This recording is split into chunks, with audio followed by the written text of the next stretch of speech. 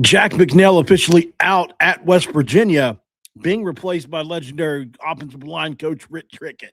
What went wrong, man? Why was he so damn bad at West Virginia? And what do we do next?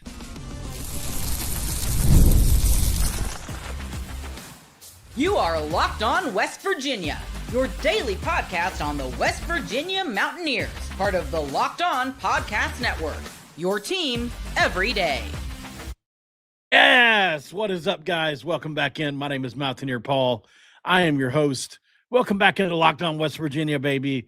Well, we're talking Mountaineer football this morning in a really early episode, and I was up until 2 or 3 in the morning. We're going to get started early today because we can outwork people, if anything. We might not be Purdy, and we might not even be more talented, but we can outwork people. That's the only thing I got to bank on, right? Kidding, of course. Thanks for making Locked On West Virginia your first listen and for being a part of the Locked On Podcast Network. We talk about your team and the Mountaineers every single day. Going to be brought to you by our friends, and we love our friends, at Game Time. Done with the Game Time app, create an account and use code Locked On College for $20 off your first purchase. Okay, so obviously yesterday evening, whenever I did the evening update about Rick Trickett and the freshman offensive lineman that he's done. He's had, 13 or 19, whichever number, freshman All-Americans and, all the different NFL players and all that. It was right around the time that your Sports 247 did an update, which I'll read to you now. It says, updates, Trickett to coach the offensive line, Boulware hire made official. Following up on yesterday's report from our Matt Zenitz, Ear Sports can confirm Rich Rodriguez and West Virginia are indeed hiring Rick Trickett as part of the coaching staff and will introduce him as the offensive line coach. In addition, sources tell Ear Sports that Mountaineers are not expected to bring back current offensive line coach Jack Bicknell. Trickett, a veteran offensive line coach, was previously the associate head coach and the offensive line coach at Jack State, position he held since 2022 when Rodriguez was hired there, et cetera, et cetera. Bicknell was the offensive line coach at Ole Miss, blah, blah, blah, blah, blah. And so he will be out. So there's a lot to react to. I think we were kind of waiting with bated breath to see what would happen here, to see if this was something that could potentially be a dual coordinator scenario. I mean, we just didn't know what was going to happen. And we had seen people started to enter the portal. Wasn't sure if that was in reaction to, somebody staying, somebody coming in, or somebody going. But I knew it was in reaction to something, or, somebody just betting on themselves, which can happen too. But overall, this is obviously huge for West Virginia. No doubt about it. I think for me, I really wanted this to happen. I just really soured on Coach Bicknell as a coach this past year. More so on, I don't think I've ever soured on a coach in a year as fast as I did him. And you would think he had all the excuses in the world built in, right? With the 81 new players and the 5 running back, the fifth string running back, fifth string quarterback, all the whole thing that we said, West Virginia was injured so badly. But the one room that stayed relatively healthy all year was the offensive line.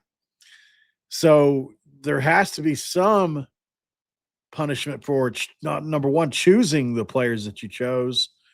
Number 2, sticking with the players that you stuck with. So, we'll get there here in just a second, but obviously we're going to talk about that.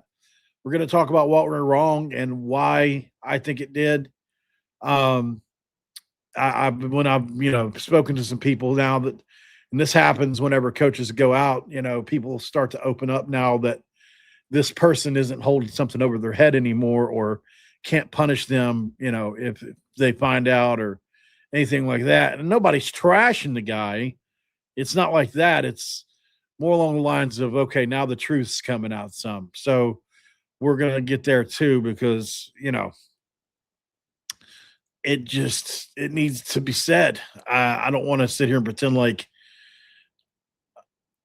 things were fine last year when they weren't there in the offensive line room for the most part. There was a lot of upset players, a lot. So we'll get there too. But we're going to start with where we start, and that's always with a breakdown of what happened, why, etc. And I'm going to go through all the things that I've gone through in the past, some of the things you've heard before, some of the things you have not. We're not going to be reckless. We're not going to be exaggerated. This is a true story. This is all basically how I personally feel. And this wasn't about one bad game, and this wasn't about one bad season to me. This was about a career-long pattern, and West Virginia finally deciding it could no longer ignore it. As a head coach, we'll start there. Jack Bicknell was 43-52 over 8 seasons, which was sub 500, no sustained success. And the offensive lines performed relatively badly on those teams. That matters because coaches who consistently win usually have fingerprints of success wherever they go. Bicknell's resume does not show that, not in the head coaching realm, not in the assistant realm, not as the offensive line coach, not as the janitor. In the 12 prior seasons to West Virginia, Bicknell was a part of only 3 winning teams. A 6-5 Auburn team in 2020, a 9-5 North Carolina team in 2022, and a 7-6 Wisconsin team in 2023. Everywhere else, losing seasons, middling offensive lines, and short stays. That's not bad luck, guys. That's a pattern. That's a pattern. So we know about the Pittsburgh Steelers warning that I like to put out, and I've talked about it. Here's the screenshot. Quote unquote, this dude sucked. Former Steelers offensive lineman talks utter turmoil. That's a really specific thing to say. Former coach Jack Bicknell Jr. brought to Pittsburgh. I feel like I'm bashing this guy, man. But I'm just pointing out why he wasn't good. This has nothing to do with him as a man, has nothing to do with his character. Like, I'm not trying to indict any of that. This is all on the field for the most part. So, it's hard, man, because it's like, I hate painting these guys. I don't enjoy this, but it needs to be said. So this is where things are going to get really relevant, though, because in 2013, Jack Bicknell Jr. was hired as the Pittsburgh Steelers offensive line coach.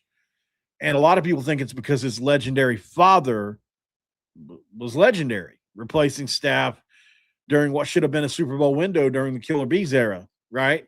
You had Ben Roethlisberger, you had Antonio Brown, you had Le'Veon Bell, right? And, the Killer Bees era. And former Steelers offensive lineman Johnny Malecki on the TDDP podcast described that season as he brought in another guy for that season, and it was complete and utter turmoil, that being Jack Bicknell. This dude sucked. Should have been Super Bowl contenders, but they were just screwing things up really hard on the back end. They brought this coach in who just could not get the room together. That's not fan speculation there. That's a player from inside the room, and here's the key part. For an offensive line coach, couldn't get the room together is a freaking fatal flaw. And if you're not able to get it together at the pro level where everybody's pretty well aligned and heading the same direction, then how are you supposed to do it at the level that we're talking about, which is the collegiate level? So just my 2 cents there. What happened next matters, right? We talk about the Steelers went 8-8 that year. So missed expectations by a big margin. They moved on from Bicknell after just 1 season. There's that pesky pattern again. Bicknell staying somewhere for 1 season, and immediately Mike Munchak stabilized the line for years to come. Beyond that's 1 season, that one offshoot season, which should tell you everything. Some of this falls on Rich Rod a little bit for making the hire, but I mean, when you look at what they did in 2019 at Ole Miss, they didn't win a lot of games, but they had a lot of yards. So I think, he thought, and this is probably somebody he knew that would jump in a one bridge year would just be able to hold the thing together maybe. But I do kind of question this hire a little bit. And I want to be clear about that.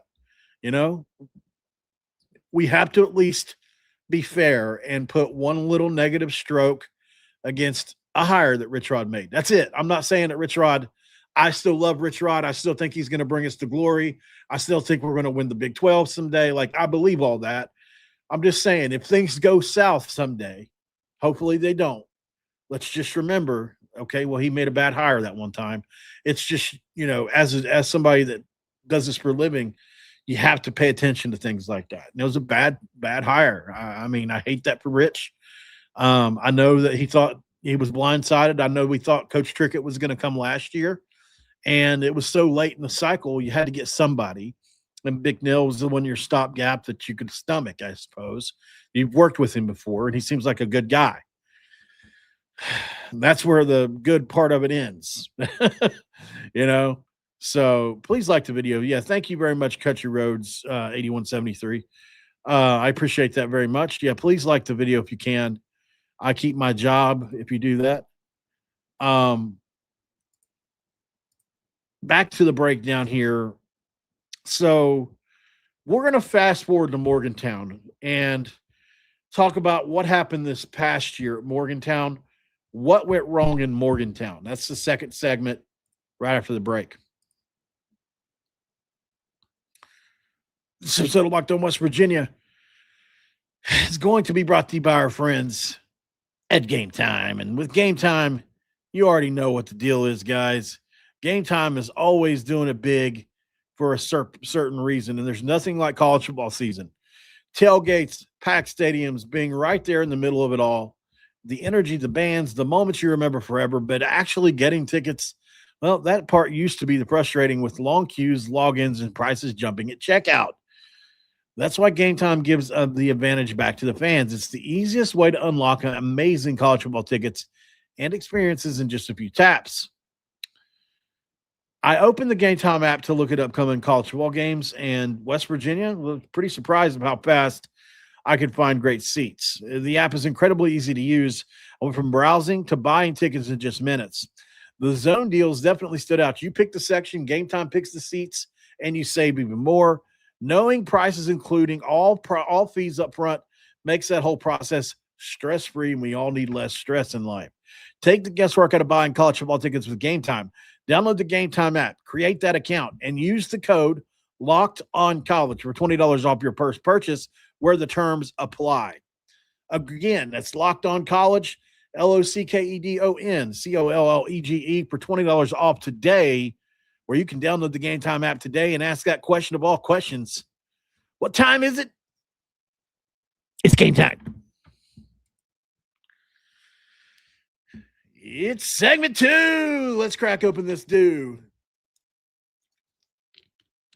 Yes. Yes. There's nothing like a morning dooski to wake up old Brewski.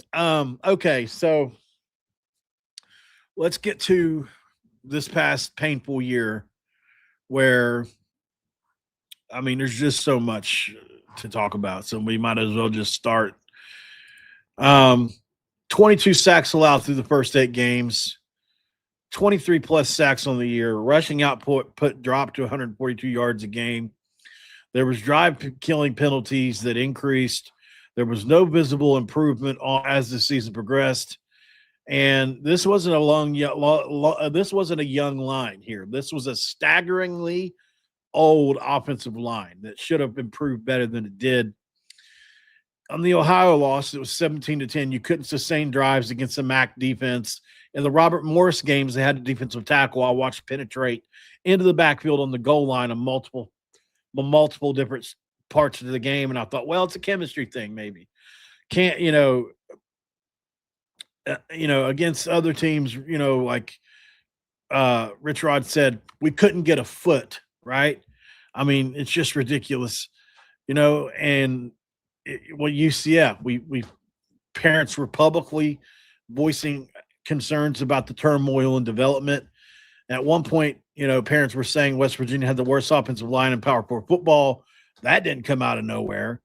And then how about the no adjustments part of this? This is probably the most damaging failure of all. Same two guards week after week, no rotation, no accountability snaps, no pressure on struggling starters. Kimo Makaniole, Walter Youngbear finished last and dead last nationally at their positions. We're not talking about Power 4. We're not talking about Group of 5. And we're talking about all the Division I football, all the way through FCS, 300-something odd teams. Kimo Makaniole was rated the last rated guard in all of America.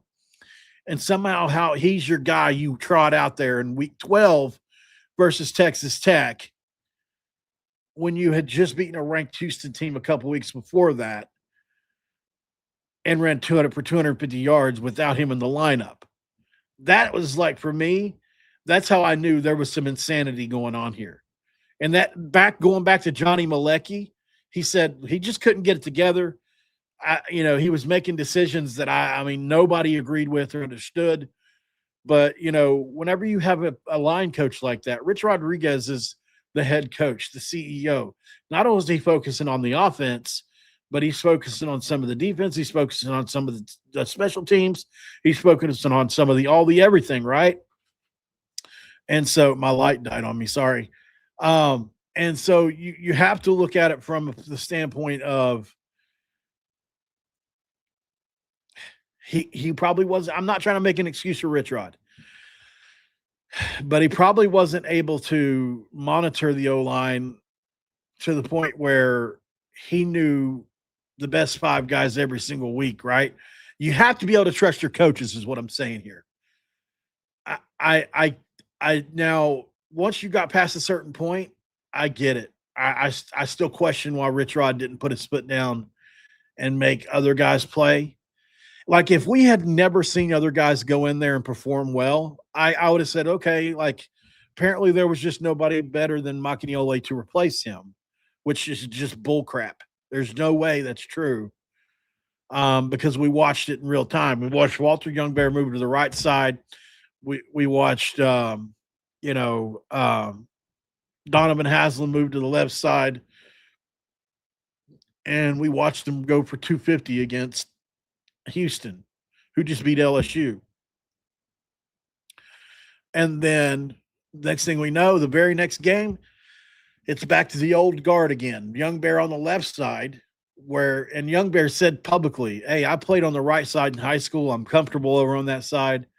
Nope, back to the left side, and Makaniole, you're back at right guard again, the worst guard in all of college football. And poor Makaniole, I have buried this kid all year long. It's not been something I've enjoyed doing, but at the end of the day, I have a job to do. And it was so blisteringly bad with him out there. There was no way to ignore it. Tykees Crawford, same thing. I told you guys in the offseason, before the season even started, that I spoke with his college offensive line coach at Charlotte. And he said, Tykees Crawford has struggled remembering the plays. And so they thought maybe going faster with Rich Rod and company, because they have a pretty easy playbook and easy calls and et cetera, would maybe help, but it didn't help. And we saw the combination of him and Makaniole on the right side of the offensive line time and time again. It wasn't always even physical. It was a lot of it was mental errors. And, okay, let's say right before the snap, the defensive line shifts. And so who everybody is supposed to block changes at the last minute, right? Well, a good offensive line is good enough to communicate that and still get it done, because really good teams will shift or blitz at the very last second, or come out of a blitz at the very last second, and you've got to make calls on the fly, literally in 2 or 3 seconds. It's called knowing the playbook, it's called knowing their scheme, and it's called knowing the game plan for the week.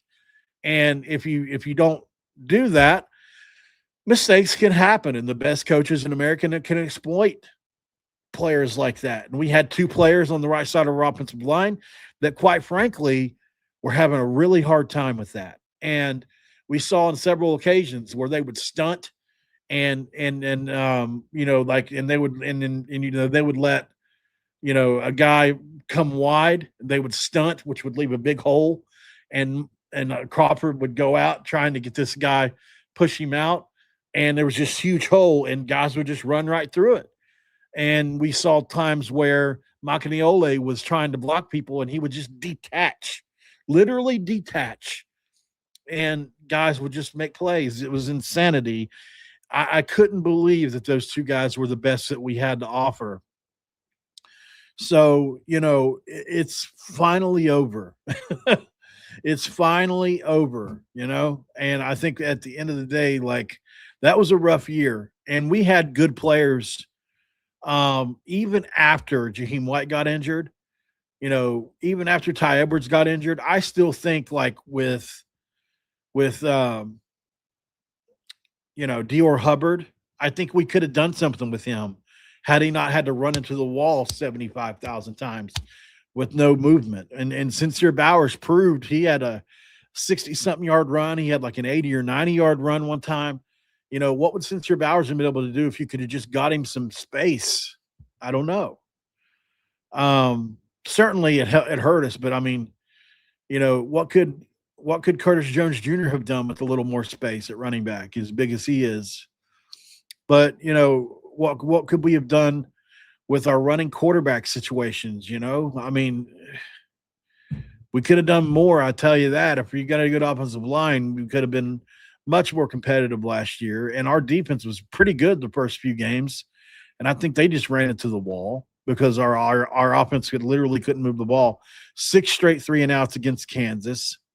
6 straight. Like, it was the worst. I just don't think it can't get worse. I'll tell you that.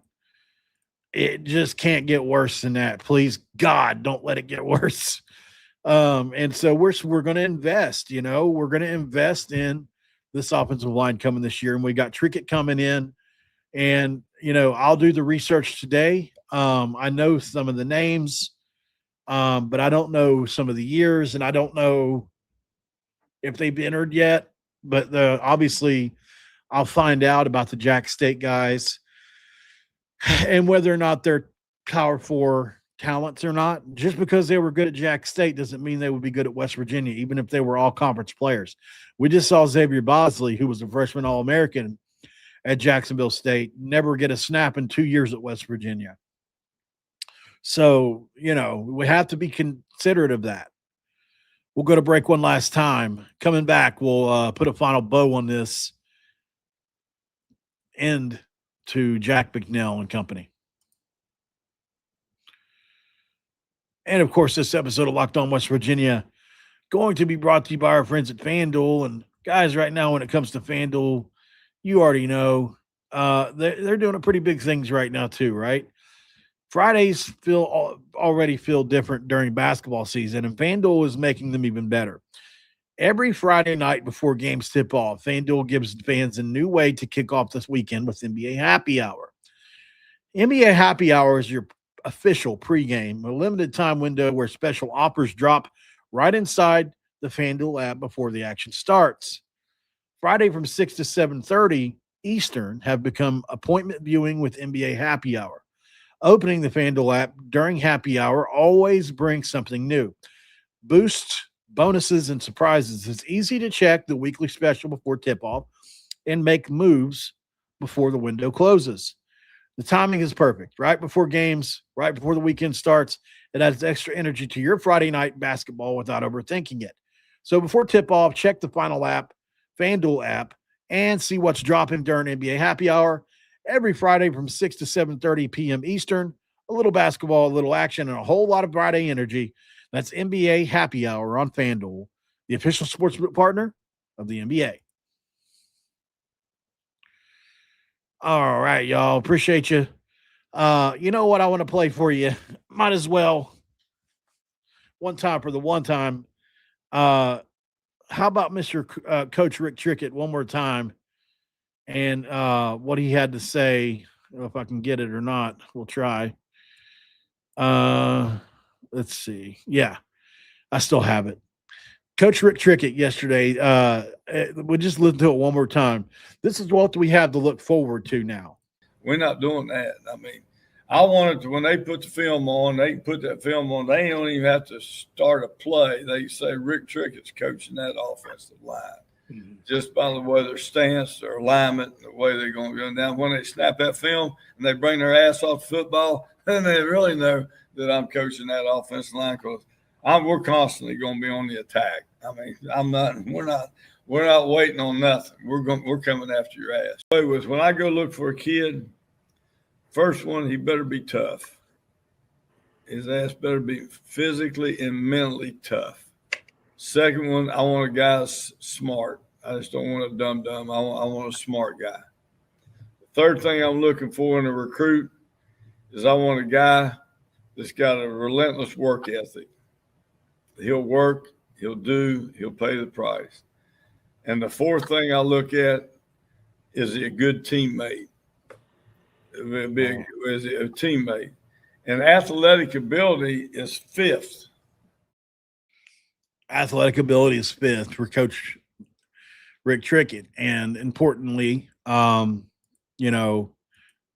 it's important, no doubt about it. But at the end of the day, I think it's going to be just such a better offensive line this year, guys. Just think about it. This dude coached last year alone, as my cat's going crazy here behind me. I'm afraid she's going to try to jump up on the curtains behind me. But, last year alone, he coached 2 freshmen All-American and 2 all-conference players. So they have good players at Jackson State. And sure, could they come? Absolutely. But I think West Virginia can also shoot higher, and that's the thing that I was looking at yesterday with a friend of mine. We were looking at something that somebody had wrote. I can't remember who it was. It was one article where they were talking about West Virginia and their portal off season, what are they going to do? And they were looking at a player that a lot of teams were interested in, like lower level Big 12 teams like Iowa State, like Wake Forest, like that kind of thing. And in the article, it was like, well, actually, West Virginia really looking to invest in the offensive line. And while, yeah, this would be a good pickup for them, might not be shooting high enough. They're actually going to go after some bigger names on the O-line. I don't know if they'll do it anywhere else, but I think that, you got Livingston, you got Cray, you got Kevin Brown. I think you go out and you just pay 2 elite players, get the 2 best guys you can get, and you just figure it out. I think that's what you do.